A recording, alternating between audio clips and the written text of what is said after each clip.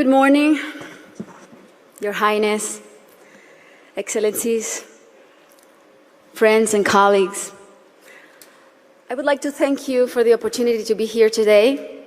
It's also an honor to join forces with Educated Child, an organization led by a woman who is an amazing role model, a woman who has shown such relentless dedication to getting every child in school.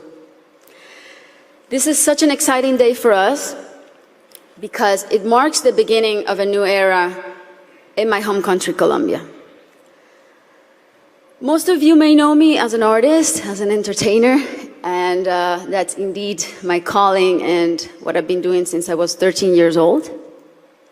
But I never would have imagined when I started out that my work as an artist would end up being the vehicle for me to serve my greater purpose in life of working towards eradicating poverty through the power of education. As a Colombian citizen, inequality is a concept that sadly one becomes very familiar with at a very young age. It's a country like many others in Latin America where a few have a lot have almost nothing, and where if you're born poor, you will almost certainly die poor, and where people don't access equal opportunities.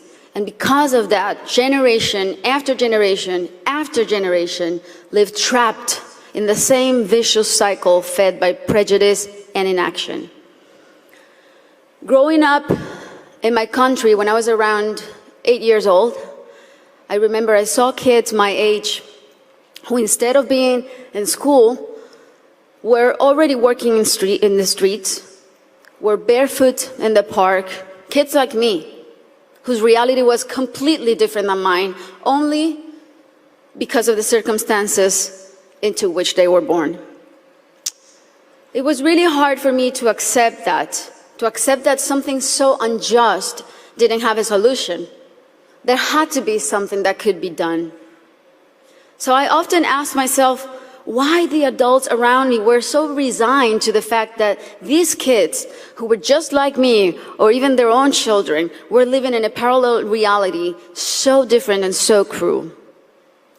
As Kofi Annan put it, poverty is intolerable in a world of plenty. So as soon as I had some success, the first thing I wanted to do was to invest as many resources as I could into what later would become the most meaningful project of my life, working for children. So I set out to find a team of people who dreamed big and worked hard and thought like me to help me right the wrongs that I had witnessed throughout my entire childhood. And that's when our foundation, the Barefoot Foundation, Pies Descalzos Foundation, was born. I knew, and I was only 18 years old then, but I knew that I wanted to focus on children and improving their lives, but I didn't know where to start. So I really felt that I needed to learn what the roots of inequality and low social mobility were. So I decided to study the reasons why children were working in the streets, or why some children were being recruited by the violent organizations like the paramilitary or the guerrillas. Why were so many children suffering from chronic malnutrition? And I realized that most of the issues that children face in my country had and have a common denominator: the lack of access to quality education. To me, it became crystal clear that education was the surest way to give all of these kids the best fighting chance of improving their circumstances in life, because education is the great equalizer. When I started building schools in Colombia, we chose the most remote areas where there was literally nothing, no infrastructure, no paved roads, no electricity, no potable water.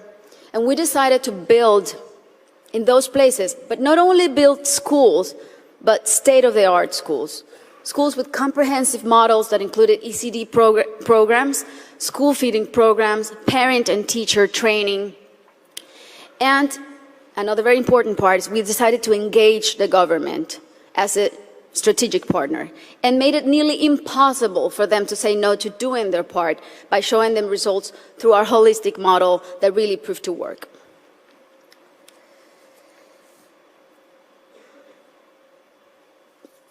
We noticed that as soon as a school is built in those places, everything is transformed. The improvements to the infrastructure were jaw-dropping. Electricity, potable water were made available, made accessible. Roads were paved. Malnutrition plummeted. But the best part of all is the academic results.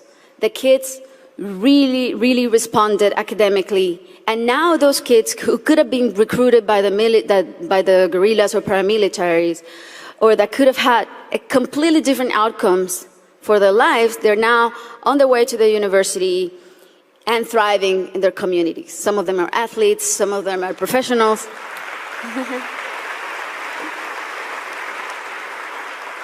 That's why it really is a thrill to work for education. That's why I'm so passionate about it, because I've really seen results that are as palpable as this podium. And seeing all these success stories that have a name and a last name has been one of the most rewarding things I've done in my lifetime, even more so than winning Grammys, I think.